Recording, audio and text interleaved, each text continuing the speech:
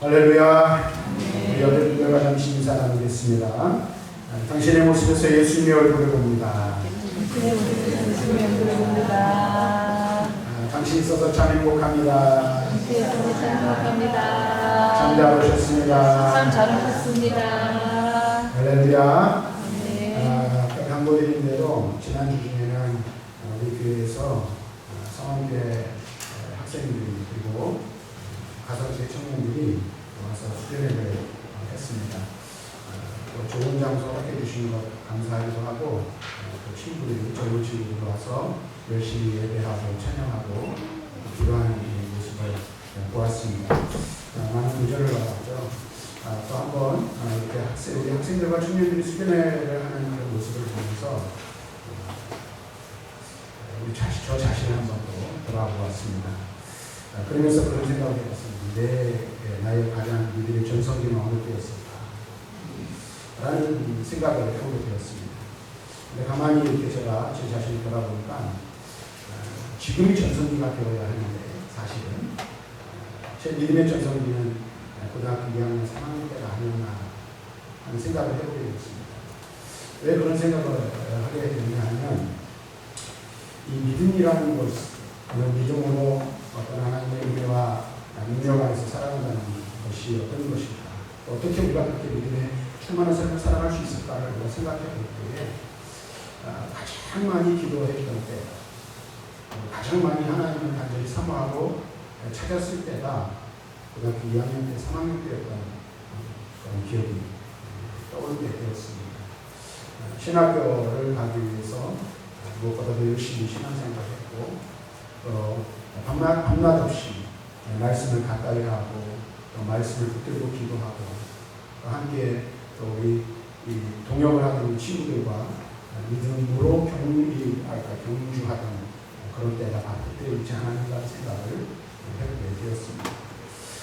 지난 시간에도 여러분들에게 말씀을 드렸는데 믿음으로 훈련을 받읍시다라는 제목으로 말씀을 전하면서 믿음으로 훈련받는 것이 어떤 것인지에 대한 말씀을 드렸습니다. 그것은 다른 것이 아니라 바로 기도라는 것이죠. 우리는 믿음의 훈련을 통해서 하나님께 더 가까이 나아가게 되고 또 그 믿음의 훈련을 통해서 그리스도께서 원하시는 그리스도의 장성한 분량이 충만할 때까지 자라가게 되는 것입니다.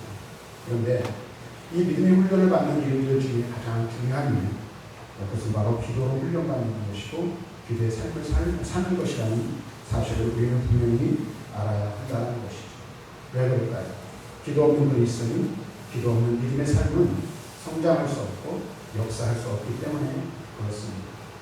다시 한번 말씀드리면 우리가 오래 세운 예수를 믿고 교회 안에서 중직자가 되고 목사가 되고 이 우리 예배당의 한 자리를 우리가 차지하고 있다 할지라도 우리의 삶 속에서 살아있는 기도가 있지 않다면 우리의 믿음이 살아있는 믿음이라 역사하는 믿음이라 말할 자신입니다. 우리 자신을 돌아보아야 한다는 사실입니다. 기도의 능력이 곧 믿음의 능력이라는 사실을 기억하시기를 바랍니다. 살아있는 기도의 삶을 사는 그 사람이 살아있는 믿음의 소유자라는 사실을 우리 분명하게 기억하고 우리 자신을 점검해 보아야 할 것입니다. 그래서 지난 시간에 말씀드린 대로 우리는 끊임없이 날마다 순간마다 우리 기도의 연주를 붙들고 그 기도의 연주를 놓치지 말며 잡아당겨야 할 줄로 믿습니다. 아주 오래전에 제가 신에서 11장을 설교한 적이 있습니다. 그때 여러분들에게 강조해 드린 말씀이 있습니다. 믿음의 사람이란 도대체 어떤 사람들입니까? 여러 가지 믿음의 사람들에 대하여 11서 12장에는 다양하게 이야기를 해주고 있습니다. 그런데 그 사람들의 면면을 살펴보고 공통점을 찾아보면 한 가지 공통점을 발견할 수가 있습니다. 그것은 다른 것이 아니라 하나님과 친밀한 관계를 유지했던 사람들이라는 사실입니다. 하나님과 친밀한 관계를 유지하며 살아가는 그 사람이 믿음으로 살아갈 수 있다라는 사실입니다. 그래서 성경을 보면 하나님 앞에 쓰임받은 믿음의 사람들의 모습을 보면 하나같이 그들은 하나님과 친밀한 관계를 유지하였고 그 친밀함은 기도의 삶을 통하여 나타나게 된다는 사실을 우리는 깨닫게 되는 것입니다. 다시 말하면 기도 훈련받은 자, 또 기도의 삶을 끊임없이 살아가는 그 사람이 하나님을 늘 가까이 하며 하나님의 뜻을 깨달아 그 뜻 안에서 믿음으로 역사하는 삶을 살아갈 수 있게 된다는 사실입니다. 오늘 한 사람에 대한 이야기를 함께 나누기를 원합니다. 오늘 기도의 사람, 혹은 친밀한 믿음의 사람 중에 대표적인 사람 한 사람을 꼽자면 여러 많은 사람들이 있겠습니다만 그 중에 한 사람이 오늘 우리가 읽은 이 본문의 말씀, 다 읽지는 않았지만 이 말씀에 나오는 느헤미야라는 사람입니다. 느헤미야라는 사람은 어떤 사람입니까? 오늘 그 나라가 이방 민족에게 멸망을 당하여 포로로 끌려가게 되었고 오늘 그 포로로 끌려간 자손, 그 포로로 끌려간 사람의 후손이라고 말할 수 있습니다. 그런데 그의 민족은 어떻습니까? 이 페르시아라는 제국의 억압을 받고 살 수밖에 없는 그런 형편에 놓여 있게 되었습니다. 그런데 그 힘들고 어려운 시기에 이 느헤미야는 오늘 우리가 읽은 이 말씀 11절 말씀에 나오는 것처럼 왕의 수를 맡아 관리하는 관원의 자리에 오르게 되었습니다. 소위 말하면 세상에서 성공한 사람이라고 말할 수 있을 것입니다. 그런데 오늘 우리가 다 읽지는 않았지만 1절 이하 2절 말씀에서부터 보면 그러는 어느 날 이 느헤미야가 페르시아에서 살아가고 있던 어느 날 그의 동생 하나니가 느헤미야를 찾아오게 됩니다. 이 동생은 고국 이스라엘을 방문하였고 그 방문한 그곳에서 고국의 처참한 이 자기 종국의 이 참담한 모습을 보고 돌아온 것입니다. 그래서 어떻게 합니까? 그는 허물어진 예루살렘 성벽과 성문을 불타버린 그러한 참담한 상황을 보게 되었고 오늘 그것을 보고 돌아온 뒤에 느헤미야에게 그 참상을 전달해 준 것입니다. 그래서 느헤미야 1장 4절 말씀에 보면 이렇게 말합니다. 내가 이 말을 듣고 앉아서 울고 수일 동안 슬퍼하며 하늘의 하나님 앞에 금식하며 기도하였다 라고 말하고 있습니다. 그는 마음을 다하고 뜻을 다하였습니다. 그리고 목숨을 다하여 하나님 앞에 조국을 위하여 기도하였다라고 말하고 있습니다. 심지어 그 기도가 얼마나 오랫동안 기도해야 된다. 약 4개월 정도 계속해서 기도했던 것을 알 수가 있습니다. 오늘 말씀을 보면 1장 1절을 보면 이렇게 말하죠. 하갈의 아들 느헤미야의 말이라 아닥사스다 왕 제20년 기슬로월에 내가 수산국에 있었다라고 말하고 있습니다. 그때 아마도 이 느헤미야가 그 이야기를 듣고 조국의 참담한 이야기를 듣고 그때부터 기도를 시작했던 것 같습니다. 그리고 2장 1절 말씀에 보면 이렇게 말하죠. 아닥사스다 왕 제20년 니산월에 왕 앞에 포도주가 있기로 내가 그 포도주를 왕에게 드렸는데 이전에 내가 왕 앞에서 수심이 없었더니 라고 말하고 있습니다. 여기서 우리가 주목해야 할 말이죠. 기슬로월, 니산월이라는 이 원력에 관한 이야기가 나옵니다. 유대력을 찾아보면 이 기슬로월은 우리나라 이 지금의 그 달로 말하면 11월 혹은 12월 그 사이를 이야기하는 거고 니산월은 3월과 4월 사이를 말하는 것입니다. 다시 말하면 느헤미야는 조국 이스라엘의 참담함을 듣고 적어도 4개월 이상 간절히 하나님 앞에 조국을 위하여 슬퍼하며 울고 기도했던 것을 알 수 있습니다. 다시 말하면 그는 오랜 세월 동안 조국 이스라엘을 위해서 기도의 줄을 놓지 않고 하나님 앞에 간절히 기도하였던 것이죠. 여러분 한번 상상해 보십시오. 사람들을 피해 고독하게 몸부림치며 기도의 줄을 당기고 있는 기도하기를 쉽지 않고 있는 느헤미야의 모습을 상상해 보시기 바랍니다. 저는 이 모습을 보면서 마치 예수님께서 겟세마네 동산에서 엎드려 기도하셨던 그 모습을 떠올리게 되었습니다. 예수님 십자가 달린 그 고통의 순간까지도 기도의 줄을 놓치지 않으셨음을 우리는 말씀을 통해서 얼마든지 발견해 볼 수가 있습니다. 누가복음 23장 34절 말씀을 보면 예수님의 기도의 내용이 무엇입니까? 아버지 저들을 사하여 주옵소서 자기들이 하는 일을 알지 못합니다. 예수님은 한 영혼이라도 더 구원하시기 위해 또 저들의 죄를 사하는 그 사역을 감당하기 위하여 기도하였던 것이죠. 십자가 예수 그리스도의 그 고독한 기도가 오늘 온 인류를 죄에서 구원하는 구원의 기도가 되었다는 사실, 그 기도를 통하여 인류가 생명을 얻게 되었다는 이 사실을 우리는 분명하게 기억해야 합니다. 뿐만 아니라 고독함 속에서 애타게 잡아당긴 느헤미야의 기도를 덕분에 이스라엘 민족은 다시 설 수 있게 되고 회복될 수 있게 되었다라는 사실이죠. 오늘 우리가 사는 이 시대는 어떻습니까? 우리가 살아가는 이 대한민국은 어떻습니까? 지금 민족의 어려움 앞에 놓여있죠. 또 일본과의 문제, 그런 것들뿐만 아니라 지금 영적인 이 타락한 이 문화의 그 문제들로 인하여서 조국이 매우 위태로운 상황 가운데 놓여 있음을 우리는 깨달을 수 있어야 할 것입니다. 단순하게 무역을 못해서 돈을 못 벌고 나라가 경제적으로 어려워지는 것만이 아니라 이 우리가 살고 있는 이 대한민국 곳곳에서 영적인 타락의 그 증상들이 나타나고 그것들이 오늘날 하나님 나라를 도전해오고 있는 수많은 도전들을 우리는 눈앞에 두고 있습니다. 그런데 여러분 한번 생각해 보십시오. 이러한 시대의 도전 앞에서 어떤 민족의 위기 앞에서 우리는 과연 무엇을 하고 있는가? 우리는 과연 믿음의 사람으로서 하나님 앞에서 온전히 우리의 믿음을 붙들고 우리의 믿음 안에서 우리에게 주신 그 믿음 안에서 우리는 과연 나라와 민족을 위해서 기도하고 있는지, 이 영적으로 타락해가고 멸망으로 달려가고 있는 이 시대에 이 땅에 있는 수많은 영혼들을 위해서 기도하고 있는지 오늘 우리 자신 한번 살펴보아야 할 것입니다. 그래서 저와 여러분들이 믿음을 회복하고 또 믿음을 회복하기 위해서 기도를 회복하며 하나님 앞에서 기도하는 기도의 사람들로 세워지는 은혜가 있기를 간절히 부탁드립니다. 자, 그렇다면 우리가 기도의 사람으로 하나님 앞에 서야 하는데 우리는 어떻게 기도의 훈련을 받아야 하며 기도의 훈련을 받는다는 그 내용은 과연 어떤 것일까? 한번 생각해 볼 필요가 있습니다. 그 내용 역시 우리는 예레미야 통일을 통해서 배울 수가 있는데요. 1장 5절부터 우리가 11절의 말씀에 보면 이 예레미야가 어떻게 기도하고 있는지를 볼 수가 있습니다. 먼저 그는 신실하신 국률의 하나님에 대한 고백을 1장 5절에 하고 있습니다. 그 다음에 6절과 7절에서는 하나님 아버지의 질에 아버지의 질이 범죄한 그 일들에 대하여 자백을 하고 있습니다. 그리고 8절과 9절에는 언약대로 행하시는 하나님에 대한 신뢰와 10절과 11절에서는 은혜의 하나님에 대한 고백으로 기도하고 있는 것을 볼 수가 있습니다. 이 내용들을 다 자세히 우리가 살펴볼 수는 없지만 느헤미야는 결국 조금만 상황을 변화시키는 기도 응답을 구하고 있지 않다는 사실을 이 이야기를 통해서 이 느헤미야의 기도를 통해서 깨달을 수가 있습니다. 이 이야기의 초점, 이 느헤미야가 지금 하나님 앞에 기도하고 있는 기도의 초점은 과연 무엇일까? 그것은 바로 하나님과의 관계에 핵에 있음을 알 수가 있습니다. 지금 그 느헤미야는 느헤미야의 기도를 통하여 그는 그것을 구하고 있는 것입니다.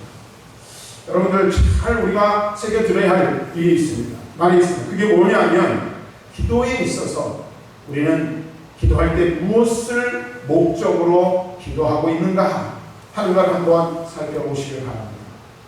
기도를 왜 합니까? 우리 왜 기도하죠?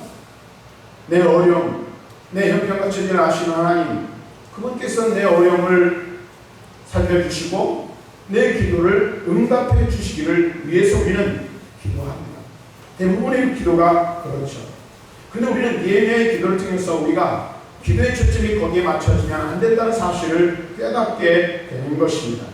기도에 있어서 응답보다 더 중요한 게 있다는 사실을 깨닫게 되는 것입니다. 그것은 바로 하나님과의 올바르고 온전한 관계에 있다는 사실입니다. 이 사실을 우리는 분명히 알아야 돼요. 다시 말하면 아무리 열심히 구해도 관계가 잘못되어 있으면 응답을 기대할 수 없다는 사실이죠. 여러분 보세요. 방향이 중요하다는 사실을 여기서 알 수가 있어요. 기도에 있어서 가장 중요한 것은 하나님과의 내가 지금 올바른 관계를 유지하고 관계 맺음을 하고 있느냐 하는 거예요. 우리가 빠르게 달려가도 그 방향이 맞지 않으면 어떻게 됩니까? 아무 소용이 없는 거예요. 그래서 더디게 하더라도 방향과 목적이 분명해야 한다는 사실을 알 수 있어요. 왜 그럴까요? 기도는 주문이 아니라 하나님과의 친밀한 대화이기 때문에 그렇다. 하나님이 우리에게 원하시는 것, 그것은 우리가 당하는 어려운 일 또는 고통스러운 사건을 통해서라도 하나님과의 바른 관계를 맺는 그 길로 돌아오기를 하나님 우리에게 원하시고 계신다는 사실입니다. 그래서 우리는 하나님과의 바른 관계 회복을 위해서 기도해야 하는 거예요. 또 내가 하나님과의 올바른 관계를 맺고 있으며 올바른 관계 맺음을 통해서 믿음의 삶을 살아가고 있는지를 우리는 살펴보아야 하는 것입니다. 자, 그래서 올바른 관계에 있는 기도를 위해서 몇 가지 우리가 살펴보면 먼저 하나님과의 관계를 회복해야 하는 것입니다. 강조하여 말씀드리지만 기도는 주문이 아닙니다. 그렇죠? 기도는 절대 주문이 아닙니다. 그런데 우리는 때때로 기도를 주문처럼 할 때가 있어요. 아무 의미도 없이 생각도 없이 기도한다니까. 따라서 관계가 회복되지 않으면 우리가 아무리 기도해도 그 기도가 별 의미가 없음을 여러분 분명히 아셔야 돼요. 하나님과의 관계가 올바르지 않은데 우리가 수시간, 수일을 기도한다 한들 그것이 무슨 의미야, 무슨 소용이 있겠느냐 하는 것입니다. 또 우리가 기도할 때에 당장 우리의 기도를 하나님이 들으시는 것 같지 않냐고 응답하시지 않는 것 같다 할지라도 결코 조급할 필요가 없다는 거예요. 왜요? 하나님과의 나와의 관계에 집중해야 합니다. 하나님과 나와의 관계가 올바르고 바르게 내가 관계에 맺으면 하나님과의 올바른 관계를 맺고 있다면 조금 더 응답된다 할지라도 아무 문제가 될 것이 없다라는 사실. 응답보다 더 중요한 것, 우선되는 것이 무엇입니까? 바로 하나님과의 관계입니다. 그것을 성경은 이렇게 말합니다. 이사야 59장 1절과 2절 말씀을 우리 잘 아는 말씀인데 이렇게 말씀하고 있어요. 여호와의 손이 짧아 돌아가지 못하심도 아니고 귀가 눈하여 듣지 못하심도 아니다. 오직 너희 죄악이 너희와 너희 하나님 사이를 갈라놓아 너희 죄가 그의 얼굴을 가려서 너희에게서 듣지 않으시게. 잘 보십시오. 우리 하나님 능력이 없으셨어요. 힘이 없으셨어요. 뭔가 모자라서 우리 원하지 못하시는 것이 아니라니까. 오늘 그것을 우리에게 분명히 말씀하고 있어요. 하나님과의 온전한 관계 회복을 위하여 우리는 하나님과 우리 사이에 갈라놓은 죄악을 먼저 해결해야 하는 거예요. 우리 앞에 하나님 앞에 나아가도록 하는 그 길을 막고 서 있는 죄악을 회개해야 하는 것입니다. 그래야만 하나님과의 온전한 관계 회복을 할 수가 있어요. 요한일서 1장 9절 전하는 말씀을 이렇게 말하죠.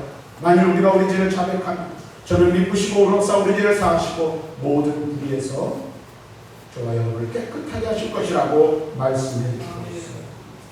또 다른 성경 야고보 사도는 야고보 4장 3절에서 말합니다. 고하여도 받지 못한 정욕을 쓰려고 잘못 구하기 때문이라고 분명하게 말씀해 주고 있어요.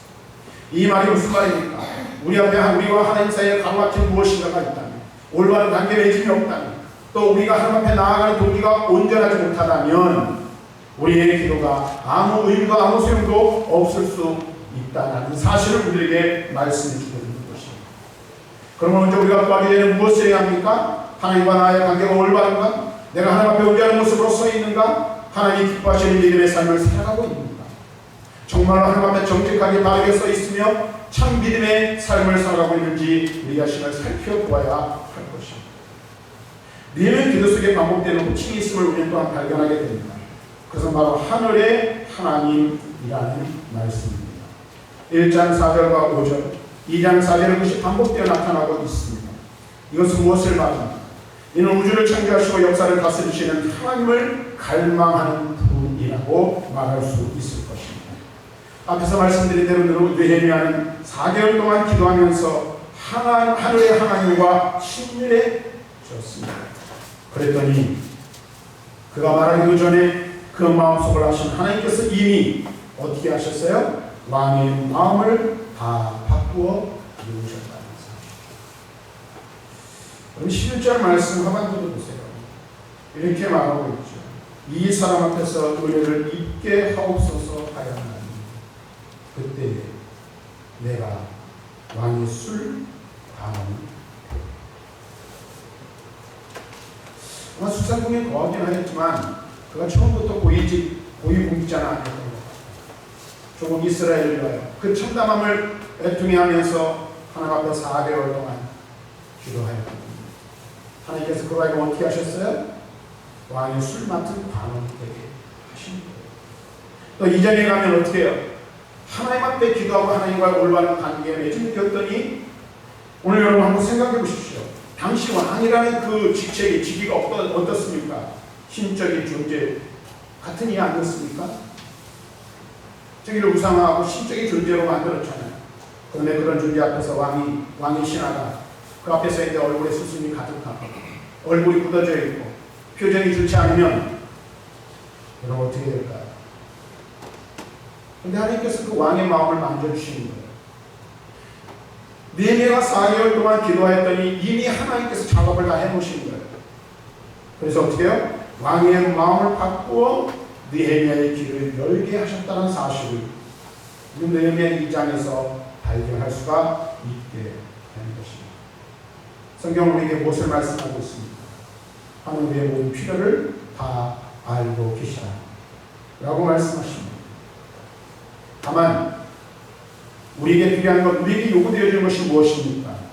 바로 하나님과의 관계, 하나님과의 올바른 관계에 있다는 사실. 우리가 하나님과 올바른 관계에만 맺고 하나님과 올바른 관계 맺음에 자기의 일이기만 한다면 모든 필요를 채워주시는 은혜를 경험하게 될 줄로 믿습니다.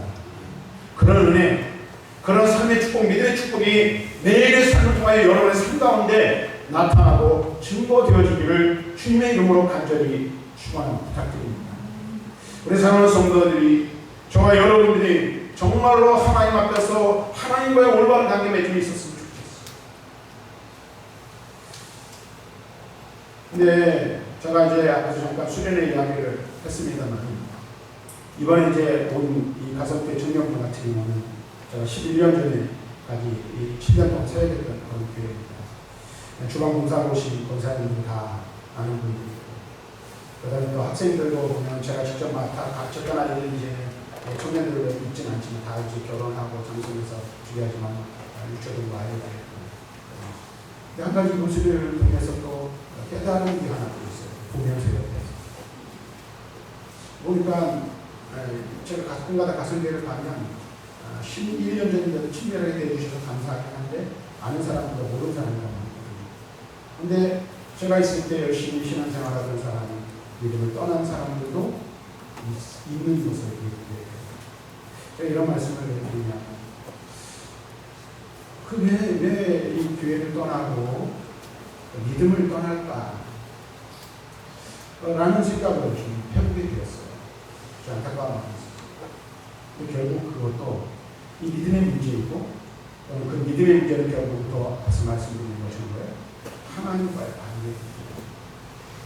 우리가 믿음으로 살아간다라고 이야기를 하지만 하나님과의 올바른 관계를 설정하지 못하면 우리의 믿음은 퇴보할 수밖에 없고 쪼그라들 수밖에 없다는 것입니다.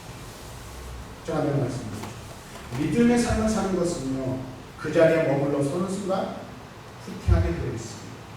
퇴보하게 되어 있다는 사실을 우리 분명히 알아요. 하나님께 우리는 날마다 나아가야 돼요.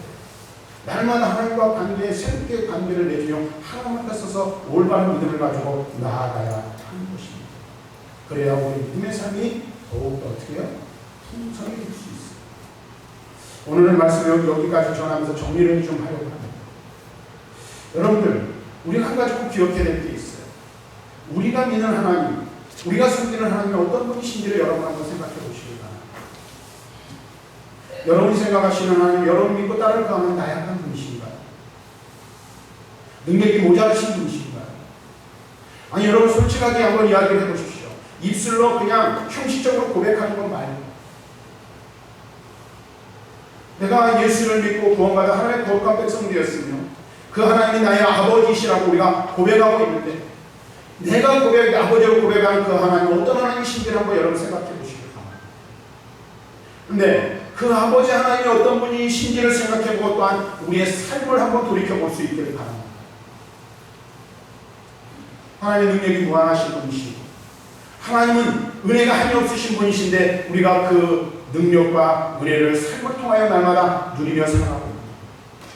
날마다 믿음의 역사를 일깨워서 믿음의 그 역사함을 우리가 늘 경험하며 믿음 안에서 그 믿음으로 승리하는 삶을 살아가고 있는 우리 자신을 우리가 날마다 발견하고 있는지를 한번 생각해 보시기를 원하는,